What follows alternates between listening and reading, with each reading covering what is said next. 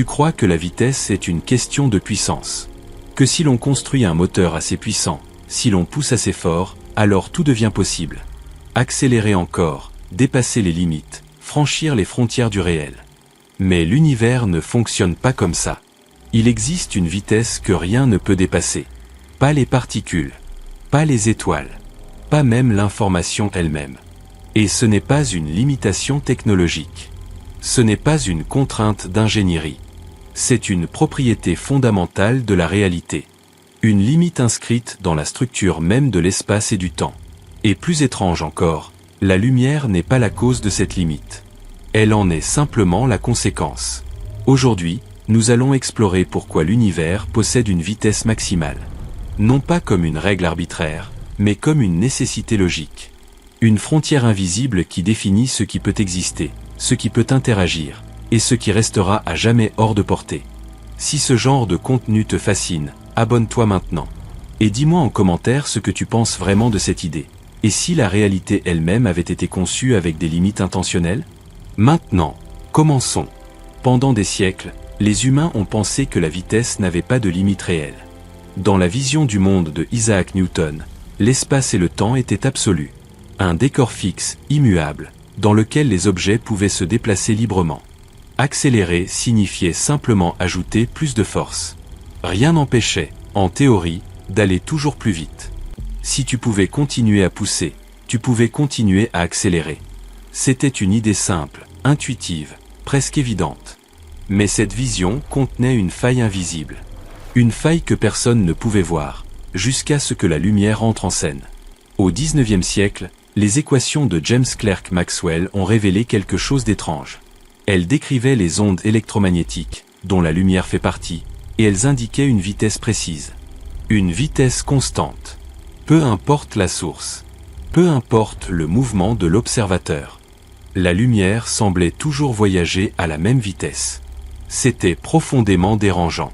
Car dans un univers newtonien, les vitesses s'additionnent. Si tu avances vers une source lumineuse, tu devrais mesurer une lumière plus rapide. Si tu t'éloignes, elle devrait sembler plus lente. Mais ce n'est pas ce que les équations prédisaient. Et ce n'est pas ce que les expériences ont montré. L'expérience de Michelson et Morley, à la fin du XIXe siècle, a été conçue pour détecter le mouvement de la Terre à travers un supposé éther, un milieu invisible censé transporter la lumière. Mais le résultat fut le silence. Aucune variation. Aucune différence. Comme si la lumière ignorait complètement le mouvement. Comme si la vitesse de la lumière n'était pas relative, mais absolue. Ce moment a fissuré la réalité. Car si la vitesse de la lumière est toujours la même, alors quelque chose d'autre doit changer. Et ce quelque chose, c'est le temps lui-même. Et l'espace lui-même. Lorsqu'Albert Einstein a proposé sa théorie de la relativité restreinte, il n'a pas simplement ajouté une nouvelle idée à la physique. Il a renversé la structure du réel. Il a dit quelque chose de radical. Que la vitesse de la lumière n'est pas une limite imposée par la matière, mais une propriété fondamentale de l'espace-temps. Une constante qui ne dépend de rien d'autre. Et pour que cette constante reste fixe, l'univers doit se plier. Le temps ralentit. Les longueurs se contractent. Les événements changent d'ordre selon l'observateur. Tout cela pour préserver une seule chose. Une vitesse. Ce que cela signifie est vertigineux. La vitesse limite de l'univers n'est pas une barrière extérieure. C'est une conséquence interne. Une contrainte logique. Un pilier sur lequel repose toute la causalité. Car si cette limite n'existait pas, les causes et les effets pourraient se mélanger. Le futur pourrait influencer le passé. Les événements pourraient perdre leur ordre. Le monde deviendrait incohérent, instable, impossible. La limite de vitesse n'est donc pas là pour nous empêcher d'aller plus vite. Elle est là pour empêcher la réalité de s'effondrer. Et la lumière. La lumière n'est pas spéciale parce qu'elle va vite. Elle est spéciale parce qu'elle est la seule chose qui peut exister exactement à cette limite. Sans masse. Sans inertie. Libre de suivre les lignes les plus fondamentales de l'espace-temps. Ce que nous appelons vitesse de la lumière est en réalité la vitesse maximale à laquelle l'information peut se propager. La vitesse à laquelle le temps et l'espace permettent à quelque chose d'exister en relation avec autre chose. c'est la vitesse de la causalité elle-même. Et une fois que tu comprends cela, tu réalises que l'univers n'est pas un espace vide dans lequel les choses se déplacent. C'est une structure active, vivante, qui définit ce qui est possible. Et ce qui ne le sera jamais. Dans le prochain passage, nous irons encore plus loin. Nous allons découvrir pourquoi atteindre cette vitesse est impossible pour tout ce qui possède une masse, et pourquoi plus tu t'en approches, plus la réalité elle-même commence à te résister. Lorsque tu entends dire que rien ne peut dépasser la vitesse de la lumière, ton intuition te pousse à penser que c'est une question de puissance. Comme si, avec assez d'énergie, assez de technologie, assez de temps, on pouvait simplement franchir cette barrière. Mais ce n'est pas ainsi que fonctionne la réalité. Ce n'est pas une limite qu'on peut briser. C'est une limite qui transforme tout ce qui tente de s'en approcher. Imagine un instant que tu accélères un objet. Au début, tout semble normal. Tu ajoutes de l'énergie, sa vitesse augmente. C'est exactement ce que la physique classique nous a appris. Mais à mesure que tu t'approches de cette vitesse limite, quelque chose change. Quelque chose de profondément contre-intuitif. L'objet ne se comporte plus comme avant. Il devient plus difficile à accélérer. Pas un peu plus difficile. Exponentiellement plus difficile. Comme si l'univers lui-même résistait. Comme si chaque augmentation de vitesse demandait infiniment plus d'efforts que la précédente. Ce phénomène est lié à une idée essentielle de la relativité. L'énergie que tu ajoutes ne sert plus uniquement à augmenter la vitesse. Elle commence à modifier la structure même de l'objet. Sa masse effective augmente. Pas parce que de la matière apparaît, mais parce que l'énergie et la masse sont liées. C'est l'une des conséquences les plus célèbres du travail de Albert Einstein. Cette relation nous dit que la masse et l'énergie ne sont pas séparées. Elles sont deux formes d'une même réalité. Alors quand tu injectes de l'énergie pour accélérer un objet, tu augmentes aussi, d'une certaine manière, son inertie, sa résistance au changement. Et plus tu t'approches de la vitesse limite, plus cette résistance devient extrême. Jusqu'à un point où il faudrait une quantité infinie d'énergie pour atteindre exactement cette vitesse. Pas une énergie très grande. Pas une énergie astronomique. Une énergie infinie. Et c'est là que tout bascule. Car dans notre univers, l'infini n'est pas quelque chose que tu peux atteindre physiquement. C'est une frontière mathématique. Un signal que tu es en train de toucher une limite fondamentale. Cela signifie que tout objet possédant une masse est condamné à rester en dessous de cette vitesse. Toujours.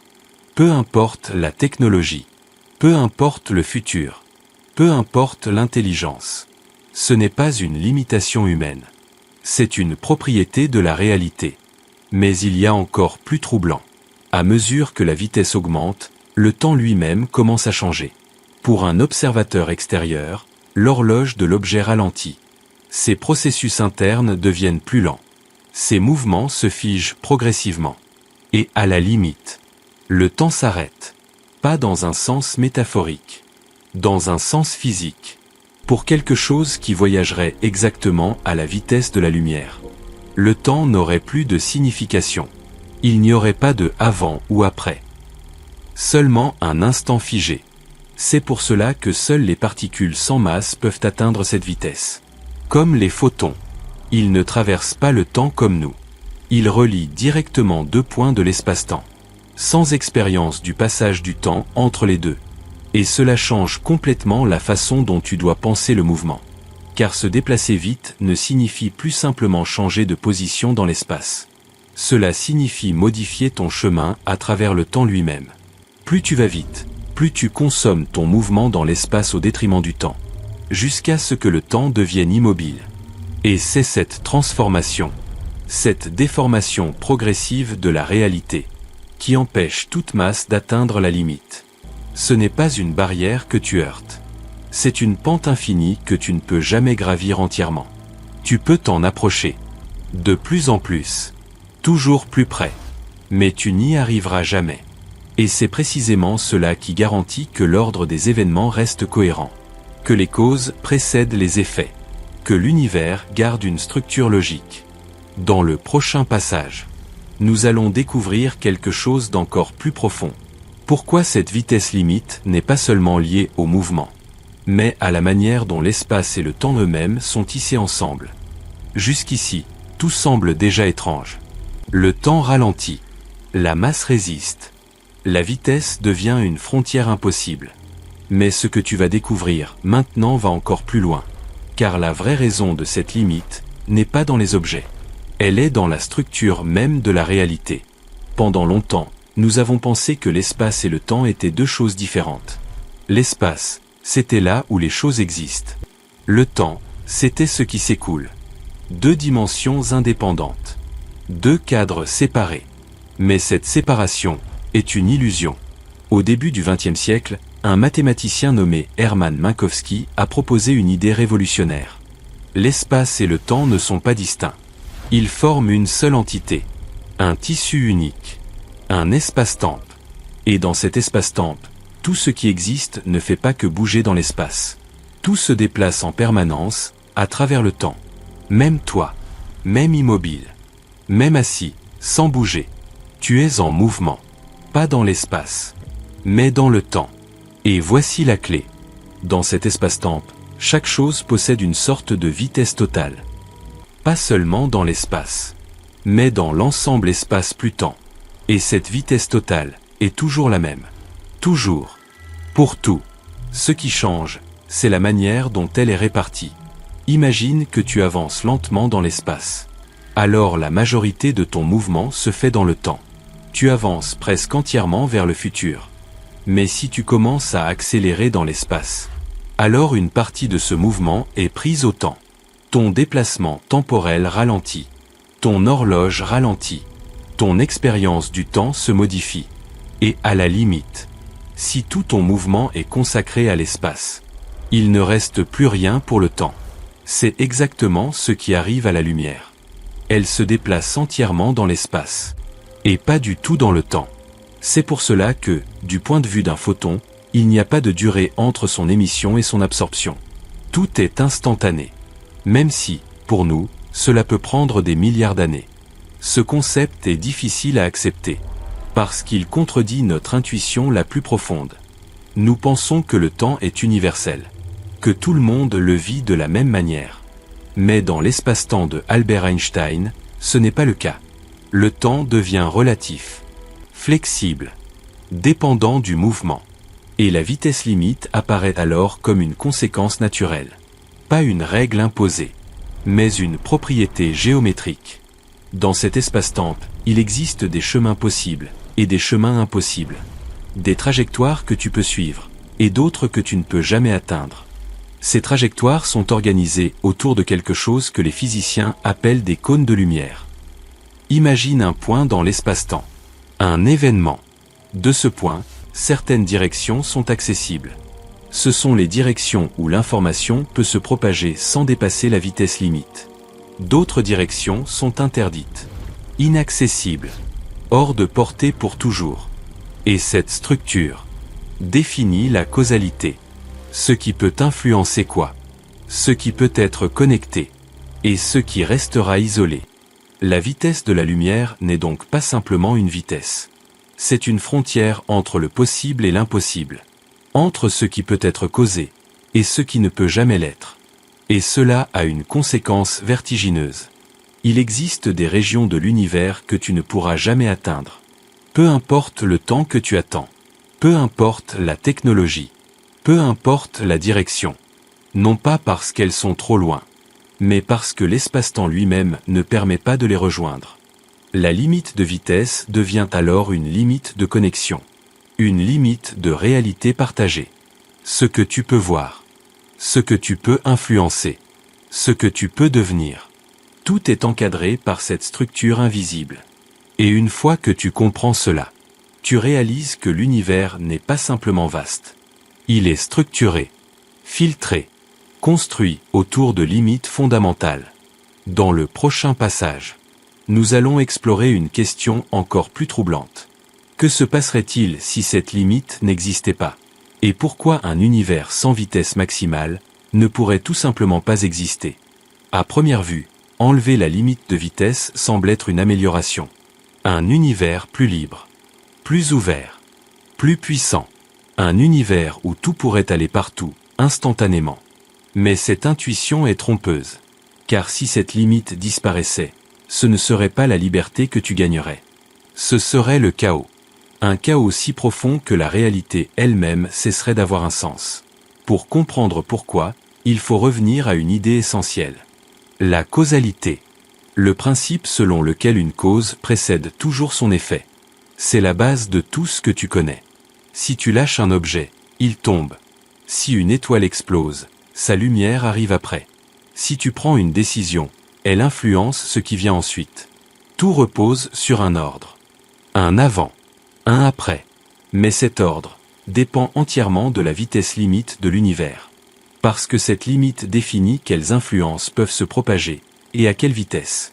Elle crée une structure invisible qui sépare le passé, le présent et le futur. Maintenant imagine un instant que cette limite n'existe pas. Que quelque chose puisse voyager instantanément. Ou pire, plus vite que cette limite. Alors, pour certains observateurs, un effet pourrait être vu avant sa cause. Un événement pourrait être perçu comme se produisant avant ce qui l'a déclenché.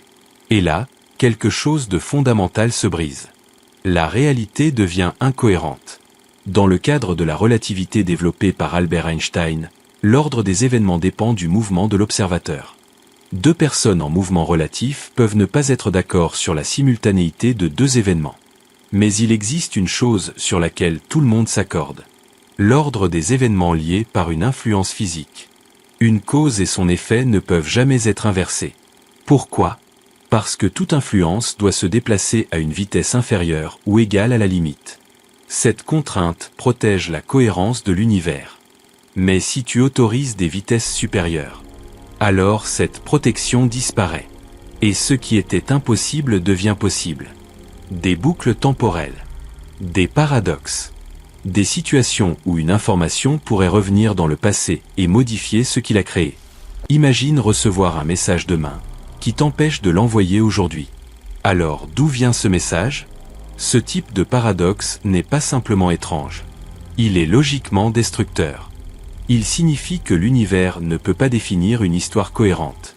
Que les événements ne peuvent pas être ordonnés de manière stable. Et sans cet ordre, il n'y a plus de réalité. Seulement des contradictions. C'est pour cela que la limite de vitesse n'est pas une restriction arbitraire. C'est une condition de cohérence. Une règle qui empêche les paradoxes. Une structure qui garantit que l'univers peut exister sans se contredire. Mais ce n'est pas tout. Cette limite définit aussi ce que tu peux voir. Ce que tu peux connaître. Et ce qui restera à jamais hors de portée. Car même aujourd'hui, en regardant le ciel, tu ne vois pas l'univers tel qu'il est. Tu vois l'univers tel qu'il était, lorsque la lumière est partie. Et certaines régions s'éloignent de nous si rapidement, à cause de l'expansion cosmique, que leur lumière ne nous atteindra jamais. Jamais. Elles sont coupées de nous. Non pas par la distance seule, mais par la structure de l'espace-temps. C'est une frontière invisible. Un horizon. Un point au-delà duquel rien ne peut nous influencer. Et rien de nous ne peut les atteindre. Ce que cela signifie est vertigineux. Il existe des parties de l'univers qui sont réelles, mais qui ne feront jamais partie de ton univers observable. Elles existent, mais elles sont hors de toute interaction possible. Comme si la réalité elle-même était fragmentée, divisée en régions causales isolées. Et tout cela dépend d'une seule chose. Cette limite, cette vitesse. Ce fil invisible qui maintient la cohérence du cosmos. Dans le prochain passage, nous allons plonger encore plus profondément. Car cette limite ne concerne pas seulement la vitesse ou la causalité. Elle est liée à quelque chose d'encore plus fondamental. La manière dont l'information elle-même existe et se propage dans l'univers. Jusqu'ici, tu pourrais encore croire que cette vitesse limite concerne seulement le mouvement. Des objets qui se déplacent. Des particules qui voyagent. De la lumière qui traverse l'espace. Mais la vérité est plus profonde. Cette limite ne concerne pas les choses. Elle concerne l'information. Car dans l'univers, rien ne peut influencer quelque chose d'autre sans transmettre une information. Chaque interaction, chaque force, chaque événement, est une forme de communication. Quand tu touches un objet, ce sont des interactions électromagnétiques qui transmettent une information entre les atomes. Quand le soleil éclaire la Terre, ce sont des photons qui transportent une information sur son état. Quand une étoile explose, elle envoie une signature à travers le cosmos. Tout est information. Et cette information ne peut pas voyager plus vite que la limite fondamentale. Ce que nous appelons souvent vitesse de la lumière est en réalité la vitesse maximale à laquelle une information peut se propager dans l'espace-temps. Et cela change tout, car cela signifie que l'univers n'est pas seulement un espace de matière et d'énergie. C'est un réseau de relations, un tissu de connexions limitées, où chaque point ne peut être influencé que par ce qui se trouve dans son passé causal. Et rien d'autre. Même les forces fondamentales respectent cette règle. La gravité elle-même ne se propage pas instantanément. Pendant longtemps, on pensait qu'elle agissait à distance, de manière immédiate. Mais la relativité générale a changé cette vision. Selon la théorie d'Albert Einstein, la gravité est une déformation de l'espace-temps. Et cette déformation se propage. Pas instantanément, mais à une vitesse finie. Cette idée a été confirmée de manière spectaculaire lors d'un événement cosmique observé en 2017. Une collision entre deux étoiles à neutrons. Ce phénomène a produit à la fois des ondes gravitationnelles et de la lumière. Et ces deux signaux sont arrivés presque en même temps sur Terre. Cela signifiait quelque chose d'extraordinaire. Que la gravité et la lumière voyagent à la même vitesse. Une vitesse limite commune. Une vitesse universelle. Une vitesse qui gouverne toutes les interactions. Mais il y a encore plus subtil. Cette limite ne s'applique pas seulement à ce qui se déplace. Elle s'applique à ce qui peut être connu, à ce qui peut être corrélé, à ce qui peut exister en relation avec autre chose. Même dans le monde quantique, où les règles semblent parfois étranges, cette limite reste intacte. Il existe un phénomène appelé intrication quantique. Deux particules peuvent être liées de manière instantanée, peu importe la distance. Si tu mesures l'une, l'autre semble réagir immédiatement. Comme si l'information voyageait plus vite que la lumière. Mais en réalité, aucune information exploitable ne se propage. Aucune influence ne peut être utilisée pour transmettre un message plus vite que la limite. La structure causale reste préservée. Toujours. C'est une frontière que même la mécanique quantique ne franchit pas. Et cela révèle quelque chose de profondément troublant. L'univers ne limite pas seulement ce que tu peux faire. Il limite ce que tu peux savoir. Il limite ce que tu peux partager. Il limite ce que tu peux devenir en relation avec le reste du cosmos. Chaque observateur est enfermé dans une bulle d'information. Un horizon invisible, défini par cette vitesse.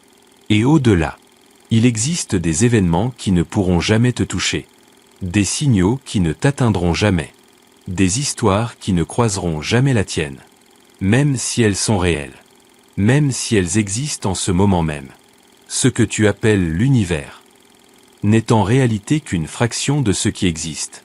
Une région limitée par la vitesse de propagation de l'information. Une île dans un océan inaccessible. Et cette idée change tout, car elle signifie que la réalité n'est pas seulement définie par ce qui est, mais par ce qui peut être connecté, par ce qui peut être partagé, par ce qui peut être connu. Dans le prochain passage, nous allons franchir une dernière étape. Nous allons explorer pourquoi cette vitesse a précisément cette valeur, et si elle aurait pu être différente. À ce stade, une question devient inévitable. Pourquoi cette vitesse? Pourquoi cette valeur précise, ni plus grande, ni plus petite? Pourquoi l'univers a-t-il choisi cette limite, et pas une autre? Au début, cela pourrait sembler arbitraire. Un nombre parmi d'autres. Une constante figée, sans explication. Mais plus tu regardes de près, plus tu comprends que cette vitesse n'est pas simplement une mesure. C'est une structure. Une clé qui relie plusieurs aspects fondamentaux de la réalité. Au XIXe siècle, les équations de James Clerk Maxwell ont révélé quelque chose d'extraordinaire. La vitesse de la lumière ne dépend pas d'une propriété spécifique de la lumière. Elle émerge naturellement des propriétés électriques et magnétiques du vide. Autrement dit, même si la lumière n'existait pas, cette vitesse existerait quand même. Elle est inscrite dans la manière dont le vide lui-même est construit. Ce que nous appelons vide n'est pas un néant. C'est une structure. Un milieu avec des propriétés mesurables. Et cette vitesse est une conséquence directe de ces propriétés. Mais cela ne répond pas encore à la question la plus profonde. Pourquoi ces propriétés? Pourquoi cet équilibre précis? Car si cette vitesse était différente, tout changerait. Si elle était plus lente, les interactions prendraient plus de temps. Les étoiles brûleraient différemment. Les structures cosmiques évolueraient autrement. L'univers serait plus fragmenté, plus lent à se connecter à lui-même. Si elle était plus rapide, les distances deviendraient moins significatives. Les interactions seraient presque instantanées à grande échelle. Mais surtout, la structure de la causalité serait différente. Les relations entre les événements seraient transformées. Et cela pourrait rendre l'univers instable. Car cette vitesse n'est pas isolée. Elle est liée à d'autres constantes fondamentales. Elle intervient dans la relation entre l'énergie, la masse et la dynamique du cosmos. Elle apparaît dans la relativité, dans l'électromagnétisme, dans la manière dont les champs se propagent. Elle est partout, comme un fil invisible qui relie différentes couches de la réalité. Et certains physiciens pensent que cette valeur n'est pas choisie au hasard, qu'elle est nécessaire pour que l'univers soit cohérent, stable, capable de former des structures complexes, des atomes, des étoiles, des galaxies, et finalement, des observateurs capables de se poser cette question. Mais il y a une idée encore plus radicale. Peut-être que cette vitesse n'est pas simplement une propriété du monde. Peut-être qu'elle est une limite de description. Une frontière entre ce qui peut être défini et ce qui ne peut pas l'être. Car dans la physique moderne, de plus en plus de théories suggèrent que l'information, la causalité et la géométrie de l'espace-temps sont profondément liées. Que la réalité elle-même pourrait émerger de structures plus fondamentales. Et dans ces structures, une limite de vitesse apparaît naturellement, comme une condition pour que l'information soit cohérente, pour que les relations entre événements soient bien définies, pour que le monde ne se contredise pas. Ce qui signifie que cette vitesse n'est pas juste un nombre. C'est une frontière logique, une condition d'existence, un seuil au-delà duquel la notion même de réalité perd son sens. Et c'est peut-être cela, le point le plus vertigineux. Cette limite n'est pas là pour restreindre l'univers. Elle est là pour le rendre possible. Sans elle, il n'y aurait pas d'ordre, pas de causalité, pas de structure, peut-être même pas de temps. Et donc pas d'histoire, pas d'évolution, pas de conscience. Dans le prochain passage, nous allons conclure ce voyage en réunissant toutes ces idées. Et tu vas voir que cette limite, que tu pensais être une contrainte, est en réalité l'un des fondements les plus profonds de tout ce qui existe. À ce point du voyage, tout semble s'inverser. Ce que tu pensais être une barrière, devient une fondation. Ce que tu voyais comme une limite, devient une condition d'existence. Car cette vitesse maximale n'est pas là pour empêcher. Elle est là pour structurer, pour donner une forme à la réalité. Sans elle, rien ne tiendrait. Rien ne pourrait rester cohérent suffisamment longtemps pour exister. Regarde tout ce que nous avons traversé. Le mouvement n'est pas libre, il est contraint par la géométrie de l'espace-temps. La masse ne peut pas atteindre la limite, parce que l'énergie nécessaire devient infinie. L'espace et le temps ne sont pas séparés, ils sont unifiés dans une structure unique. La causalité dépend de cette limite, elle définit ce qui peut influencer quoi. L'information elle-même est enfermée dans cette frontière invisible. Et même la valeur de cette vitesse semble liée à l'équilibre profond de l'univers. Tout converge vers une seule idée. Cette limite n'est pas un détail. C'est un principe. Un principe qui maintient l'ordre, qui empêche les contradictions, qui permet à l'histoire de se dérouler. Car sans cette limite, il n'y aurait pas de avant et de après stable. Pas de chaîne de causes et d'effets. Pas de trajectoire cohérente. Tout pourrait interagir avec tout, instantanément, dans tous les sens. Et dans un tel univers, aucune structure ne pourrait émerger. Pas d'atome durable. Pas d'étoile stable. Pas de galaxie. Et surtout, pas de mémoire. Car la mémoire dépend du temps. Elle dépend du fait que le passé influence le présent. Et que le présent construit le futur. Sans une limite sur la propagation de l'information, cette relation se brise. Le passé pourrait être modifié. Le futur pourrait influencer ce qui n'a pas encore eu lieu. Et la notion même de réalité deviendrait floue. indéfinie, incohérente. Ce que cela signifie est profondément troublant. La limite de vitesse de l'univers n'est pas une contrainte externe. C'est une règle interne. Une règle qui garantit que quelque chose peut exister plutôt que rien. Et cela change la manière dont tu dois voir le cosmos. Ce n'est pas un espace infini et libre où tout est possible. C'est une structure précise, réglée, contrainte. Mais dans ces contraintes naît la complexité. Dans ses limites naît la stabilité. Dans ses frontières naît la possibilité. Et peut-être même, la conscience. Car toi aussi, tu es pris dans cette structure. Chaque pensée que tu as, chaque souvenir, chaque perception, dépend du fait que l'information circule à une vitesse finie dans ton cerveau. Que les signaux prennent du temps. Que les événements s'enchaînent dans un ordre. Sans cette limite, tu ne pourrais même pas expérimenter le temps. Tu ne pourrais pas te souvenir. Tu ne pourrais pas exister comme un être cohérent. Et c'est là que tout se rejoint. La physique la plus abstraite. Et ton expérience la plus intime. Reliée par une seule constante. Une seule frontière. Une seule règle invisible. La vitesse maximale de l'univers. Alors la prochaine fois que tu regarderas le ciel, et que tu penseras à la lumière qui traverse des milliards d'années pour t'atteindre, souviens-toi de ceci. Ce n'est pas juste une lumière qui voyage. C'est une structure entière qui s'exprime. Une limite qui rend possible le fait même que tu puisses la voir. Que tu puisses la comprendre. Que tu puisses en faire partie. Et peut-être que la vraie question n'est pas pourquoi cette limite existe, mais pourquoi elle permet à quelque chose comme toi d'exister pour la contempler. Maintenant, prends un instant, respire, et laisse cette idée s'installer. L'univers a une vitesse limite. Pas parce qu'il est incomplet, pas parce qu'il manque de puissance, mais parce qu'il est construit ainsi, comme si chaque règle, chaque contrainte, chaque frontière, était une pièce d'un équilibre plus vaste. Un équilibre qui rend possible tout ce que tu connais. Depuis le mouvement des galaxies, jusqu'au battement silencieux de ton cœur. Et plus tu réfléchis à cette limite, plus tu réalises qu'elle est partout. Dans la lumière, dans le temps, dans l'espace, dans l'information, dans la manière même dont la réalité se déroule.